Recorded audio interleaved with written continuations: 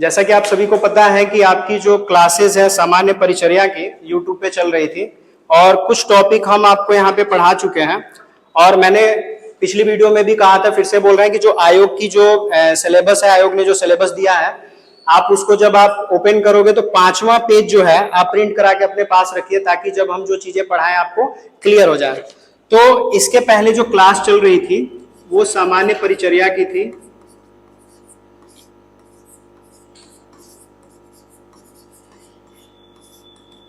सामान्य परिचर्या की क्लास चल रही थी, जिसमें मैंने लगभग 5 टॉपिक जो है क्लियर कर दिए हैं और आपको रोगी प्रवेश और प्रतिग्रहण बताना था। रोगी प्रवेश और प्रतिग्रहण, रोगी प्रवेश और प्रतिग्रहण। जैसा कि रोगी प्रवेश है और प्रतिग्रहण है, दोनों अगर टॉपिक का अगर देखें तो तालमेल एक दूसरे से है। रोगी का प्रवेश जब अस्पताल में हो जाता है, रोगी का प्रवेश जब अस्पताल में होता है तब जाके प्रतिग्रहण की बात आती है। पिछला अगर वीडियो आपने अटेंड किया होगा तो उसमें बताया गया था कि प्रवेश हेतु सबसे पहले जो जरूरी चीज होता है वो होता है रोगी प्रवेश प्रपत्र। रोगी प्रवेश प्रपत्र। कभी कभी एमसीक्यू क्वेश्चन में यह भी पूछ देगा कि रोगी प्रवेश प्रपत्र है क्या, तो आप डायरेक्टली यही बताएंगे रोगी प्रवेश प्रपत्र की आवश्यकता जो है कब पड़ती है। रोगी प्रवेश प्रपत्र की आवश्यकता रोगी को अस्पताल में प्रवेश कराने के समय पड़ती है। अब रोगी प्रवेश प्रपत्र के बारे में जान लेते हैं। जैसा कि आप सभी को पता है कि जो एलोपैथिक हॉस्पिटल होते हैं उनमें सुविधाएं अलग अलग हैं और आयुर्वेदिक जो अस्पताल है उसमें सुविधाएं अलग अलग हैं। तो जब रोगी प्रवेश की बात आती है और अगर एमसीक्यू क्वेश्चन में ये सेट कर दे कि अगर रोगी की आपातकालीन दुर्घटना हुई है तो आपातकालीन दुर्घटना में कभी भी आप आयुर्वेद अस्पताल में नहीं जाते हैं और आपातकालीन दुर्घटना के समय आप रोगी प्रवेश प्रपत्र आयुर्वेद अस्पताल में नहीं भरेंगे, तो जब भी आपातकालीन दुर्घटना की बात आए तो वहां पे आयुर्वेद अस्पताल की बात नहीं करेंगे, आप किसी एलोपैथिक हॉस्पिटल चाहे वो प्राइवेट हो या सरकारी हो उसकी बात करेंगे। रोगी प्रवेश पत्र में क्या चीजें होती हैं?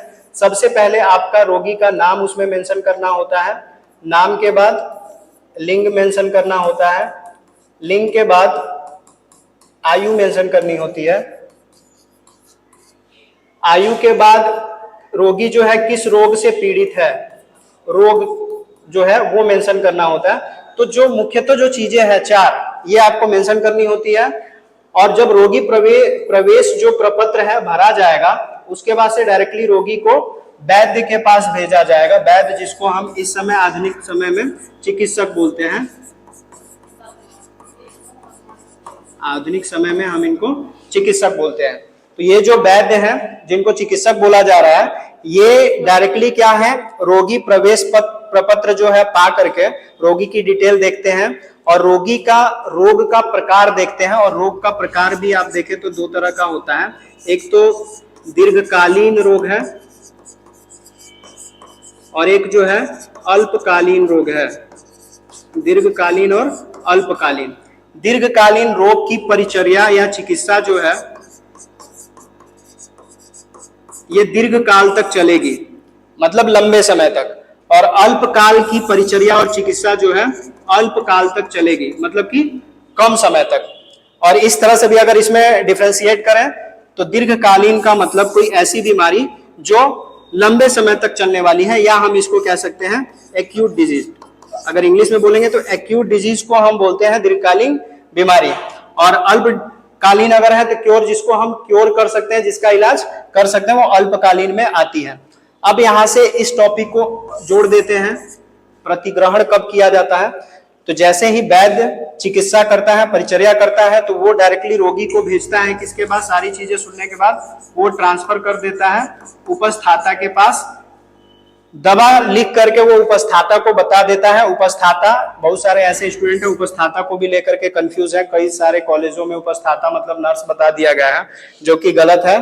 प्राचीन काल में उपस्थाता जो है कोई मेल होता था, कोई पुरुष होता था, जिसको इस समय आधुनिक समय में हम कंपाउंडर कह देते हैं या मेल नर्स कहते हैं। फीमेल नर्स कभी भी उपचारिका होती है। इस समय जो आयुर्वेद विभाग में अगर देखें, उपस्थाता को परिचारक कहा जाता है। परिचारक, अगर परिचारक कहते हैं तो ये मेल नर्स की बात हो रही है, फीमेल नर्स की बात नहीं हो रही है। वो भी कौन है? हेड नर्स होता है। ये कौन है? Head nurse. Male head nurse को परिचारक कहा जाता है। उसी तरह फीमेल हेड नर्स को परिचारिका कहा जाता है। अगर स्टाफ नर्स की बात हो तो उनको कहा जाता है उपचारिका। स्टाफ नर्स को कहते हैं उपचारिका।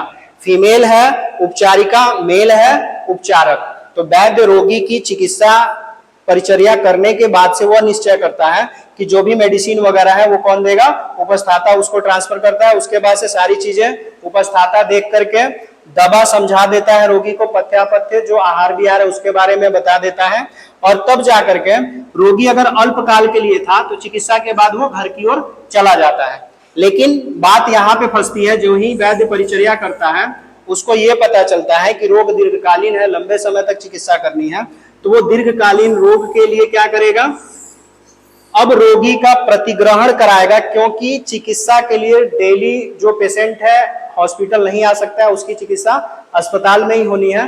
तो लंबे समय के लिए चिकित्सा कराने के लिए रोगी को प्रतिग्रहण कराना है अस्पताल में। प्रतिग्रहण का डायरेक्टली मतलब हो गया जिसको अस्पताल में एडमिट कराना होगा, भर्ती कराना होगा। जब रोगी का प्रतिग्रहण हो जाएगा, कोई लंबी बीमारी है और उस बीमारी की चिकित्सा लंबे समय तक चलनी है, तो प्रतिग्रहण की प्रक्रिया तब जाकर के वो शुरू की जाएगी, तो वो प्रतिग्रहण कहलाएगा। अगर आपसे पूछा जाए प्रतिग्रहण क्या है तो आप बताइएगा, जब कोई रोगी किसी दीर्घकालीन रोग से पीड़ित हो और उसकी चिकित्सा परिचर्या घर पे नहीं संभव है, अस्पताल में अगर चिकित्सा परिचर्या करानी है तो उसकी दीर्घकालीन चिकित्सा होती है। तो दीर्घकालीन चिकित्सा में बस इतना ही है कि अगर दीर्घकालीन चिकित्सा करनी है तो उसका अस्पताल में प्रतिग्रहण होना चाहिए।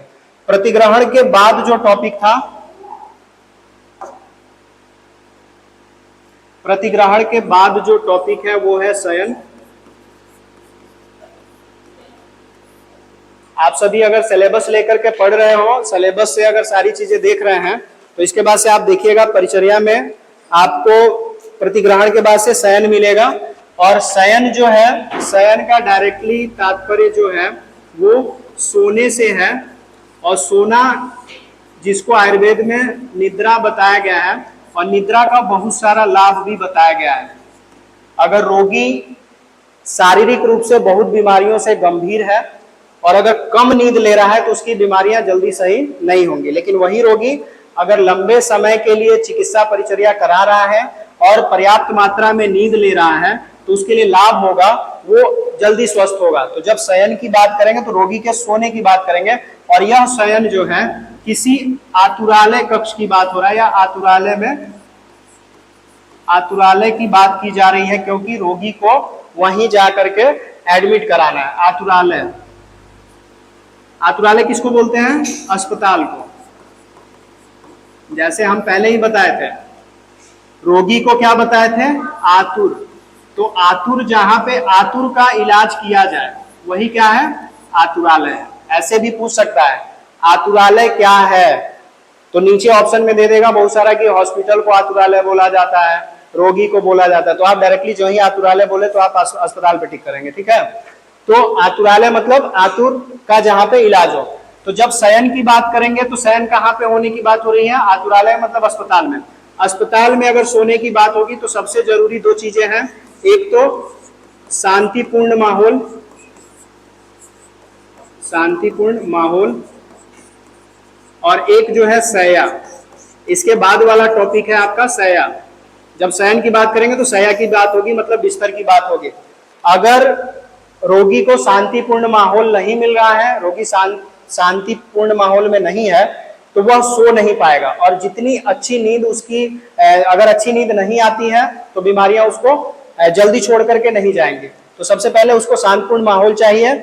उसके बाद से अगर अदर चीजों में बोले, अलग चीजों में अगर बोले तो पर्यावरण, जो आसपास का जो पर्यावरण है वह साफ सुथरा हो। जैसे वातावरण हम कह सकते हैं वो कैसा हो? स्वच्छ होना चाहिए, स्वच्छ हो, किसी परजीवी का आना जाना ना हो, जैसे जिसमें हम एग्जांपल के लिए मच्छर और मक्खी बता सकते हैं। मच्छर और मक्खी, जैसे अस्पताल में जाली लगी हो, खिड़की वगैरह पे दरवाजे खुले भी हो, तो मक्खी मच्छर या अन्य परजीवी न आए, जिससे रोगी के निद्रा में कोई खलल ना पड़े। अगर निद्रा में खलल नहीं होगा तो रोगी पर्याप्त मात्रा में नींद ले सकता है। तो शयन की बात करेंगे तो आप यही बताइएगा कि अस्पताल में रोगी को जब प्रतिग्रहण कर लिया जाता है, रोगी को एडमिट करा लिया जाता है, तो उसके सोने की व्यवस्था की जाती है। और सोने की व्यवस्था जो है आतुरालय में, मतलब अस्पताल में रोगी कक्ष में या रोगी वार्ड जिसको बोलते हैं, वहां पे की जाती है, जिसके लिए उसको एक बेड दिया जाता है। शया मतलब बेड, एक बेड दिया जाता है और उसका कुछ स्पेसिफिक नंबर होता है, जो कि अभी आपने पहले पढ़ा कि रोगी प्रपत्र, उसमें बेड नंबर भी भर दिया जाता है जब प्रतिग्रहण किया जाता है तो। और वहां पे शया जो है रोगी का, अगर बिस्तर की बात करेंगे तो बिस्तर के भी बहुत सारे प्रकार होते हैं, उसको हम नेक्स्ट वीडियो में कवर करेंगे।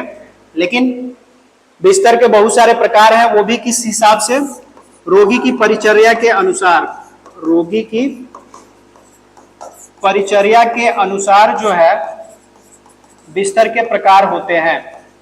जैसा रोगी वैसा बिस्तर। अगर मान लीजिए कोई ऐसा रोगी है जिसको व्रण है, कोई बीमारी है, कोई दिक्कत है, पीठ पे व्रण है, मतलब कि फोड़ा फुंसी है, तो उसकी जो बिस्तर होंगी वो उस हिसाब से नहीं होंगी जैसे सामान्य रोगियों की चिकित्सा की जाती है। व्रण रोगी का जो बिस्तर होगा अलग तरीके का होगा, जो सामान्य रोगी होंगे उनका अलग होगा, शल्य रोगी होंगे तो उनका अलग होगा। तो कभी कभी अगर डायरेक्टली अगर प्रकार पूछ दे शैया का, तो आप रोगी की परिचर्या के अनुसार आप शैया का प्रकार भी डिफाइन कर सकते हैं। तो इस वीडियो में हमने बात किया रोगी के प्रवेश का, रोगी के प्रतिग्रहण का, रोगी के शयन का और रोगी के शैया से रिलेटेड चीजों की बात की। अब जो अगली वीडियो आएगी आपकी, लगातार आपको वीडियो यूट्यूब पे मिलेगा। बहुत सारे कमेंट आ रहे हैं कि सर आप पेड क्लास ले रहे हैं, फ्री क्लास नहीं दे रहे हैं। तो फ्री क्लास आपको यूट्यूब पे ऐसे मिलेगी, कोर्स वाइज आपका जो टॉपिक वाइज है लेक्चर आपको मिलेगा। और आपको रिक्वेस्ट है कि आप क्या कीजिए कि आप नोट्स तैयार कीजिए, और जैसा आप प्रॉपर नोट्स बनाएंगे तो हम आपको भी जैसे ही सामान्य परिचर्या कंप्लीट होगी आपको एक एमसीक्यू क्वेश्चन का सेट आपको दे देंगे, जिसमें लगभग 50 क्वेश्चन होंगे, जिसको आपको करना है। वो आपको टेलीग्राम में पीडीएफ मिल जाएगा, आप करके देखिए कि आपने कितना इस क्लास से सीखा। इसके बाद से आपका अगला जो वीडियो आएगा उसमें हम शैया के प्रकार पे बात करेंगे, रोगी के शैया प्रबंधन पे बात करेंगे, स्नान, परीक्षण, वस्त्र, इन टॉपिक पे बात करेंगे। तो स्टेप बाय स्टेप अब जो वीडियो है आपकी आती रहेगी। कभी कभार वीडियो नहीं पड़ती है तो उससे आप परेशान नहीं है, जिम्मेदारी मेरी है, क्लास हमको कंप्लीट कराना है, कोर्स हमको कंप्लीट कराना है, तो हमको भी टेंशन है। और बाकी आपसे फिर से वही रिक्वेस्ट है कि जो स्टूडेंट अभी तक हमारे चैनल से नहीं जुड़े हैं या जिनको अभी तक वीडियो नहीं मिल पा रही है, आप वहां तक वीडियो शेयर कीजिए। वीडियो अच्छी लगती है तो लाइक कीजिए, और जो चीजें इस टॉपिक से रिलेटेड आपको नहीं समझ में आया आप फटाक से कमेंट कर दीजिए, ताकि हम उस पर फिर से आपको एक लेक्चर वीडियो दे सके। वीडियो में लास्ट तक बने रहने के लिए आप सभी का बहुत बहुत धन्यवाद।